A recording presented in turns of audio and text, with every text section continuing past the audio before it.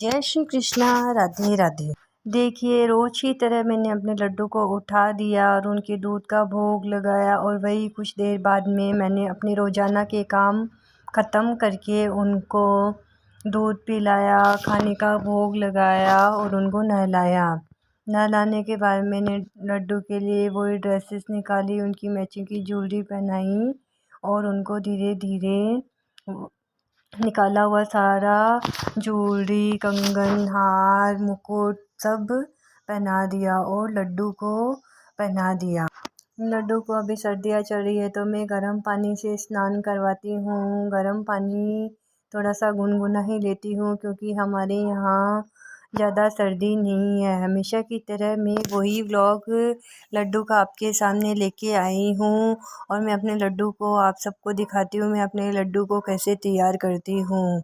को तैयार करने के बाद मैं उनको भोग भी लगाती हूँ। 2-3 बार तो लड्डू को भोग लगा ही देना चाहिए। मैंने अपने लड्डू के लिए सारी प्रकार की पोशाकें मंगवा रखी है। गर्मी में कॉटन, जिससे लड्डू को ज़्यादा गर्मी नहीं लगे। सर्दी में वूलन की और थोड़ी कम वूलन जिसमें कम सर्दी पड़े तो पहना सके।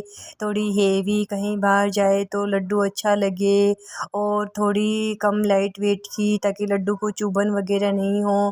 तो सारी ड्रेसेस मैंने लड्डू के लिए मंगवा रखी है और मैं ड्रेस के साथ लड्डू की सारी मैचिंग की ज्वेलरी भी मंगाती हूँ। मुझे अपने लड्डू को अलग अलग तरीके से रोज़ाना तैयार करना बहुत अच्छा लगता है।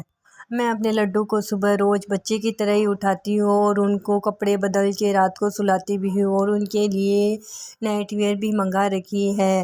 कभी उनको इनर पहना देती हूँ तो कभी उनको कॉटन नाइट वेयर पहनाती हूँ और उनको सुलाते समय उनकी बांसुरी उनके पास हमेशा रखती हूँ। लड्डू को अपनी बांसुरी बहुत अच्छी लगती है तो उनके पास ही रखना चाहिए और उनको 2-3 चादर ओढ़ा देती हूँ ताकि लड्डू को रात को ठंड नहीं लगे। लड्डू को 11 को खाने का भोग नहीं लगाना चाहिए। लड्डू के भोग में तुलसी डालना बहुत ज़रूरी है। लड्डू को सुबह दूध का भोग लगा सकते हैं, फिर अपने घर में जो भी फ्रूट अवेलेबल हो उसका भोग लगा सकते हैं। फिर दोपहर में खाना बने तो खाने का भोग लगा सकते हैं। फिर घर में कोई भी नई चीज़ आए जैसे मिठाई, कोई भी चीज़, तो उस चीज़ का भी लड्डू को भोग लगा सकते हैं। 11 के दिन उनको खाने का भोग नहीं लगाया जाता है और लड्डू के भोग में तुलसी के साथ ही लड्डू का भोग लगाना चाहिए और एक पानी का कलश या लोटा उधर पूजा घर में हमेशा भर के रखना चाहिए। ये शगुन माना जाता है। लड्डू को पूरे दिन संभालते रहना चाहिए और उनको देखते रहना चाहिए और अपनी ज़रूरत के हिसाब से लड्डू का भी ध्यान पूरा रखना चाहिए। लड्डू को किसी भी चीज़ की रिक्वायरमेंट हो, अपन को लगे कि लड्डू को अभी चादर उड़ानी है, ठंडी है, गर्मी बहुत अधिक है, तो उसके लिए सारे वो काम करने चाहिए जो अपने एक बच्चे की केयर करते हैं वैसे करते हैं।